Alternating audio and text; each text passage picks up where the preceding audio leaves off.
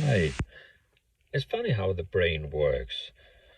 If you tell yourself, for instance, if you tell yourself that, there's a lot of new co-workers if you start a new job, or if you're taking an education, there's a lot of other students, I'll never remember all these names. Well, guess what? Your mind is telling you that is not important, so why even bother? So it don't store it. So it tells you that you already told me that you don't remember it, therefore I will not. That's basically how the brain works. So if you tell your brain, your head, that you're not gonna remember this, well, you're not.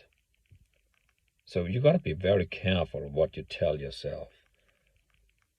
Also, if you tell yourself that I can't do this, I can't do that, it's too difficult, there's too many obstacles, there's too many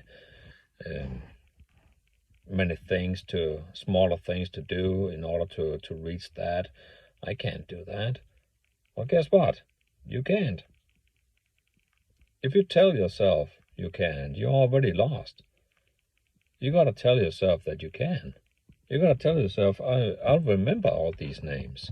And then you'll find a strategy to remember those names. You'll find maybe one at a time, two at a time, and you'll get to learn all of the names in no time. And if you have a goal that requires a lot of semi-goals in order to reach, which I encourage you to divide it into, well, then conquer these smaller goals all the time. The more you achieve, the more momentum you get, and the bigger the chances are that you will actually succeed. So tell yourself that you can, not you can't. If you tell yourself you can't, that's a killer. So don't do that. Don't ever do that. Don't say that you can't. Say that you can. And you will. You must. Then you'll get it done.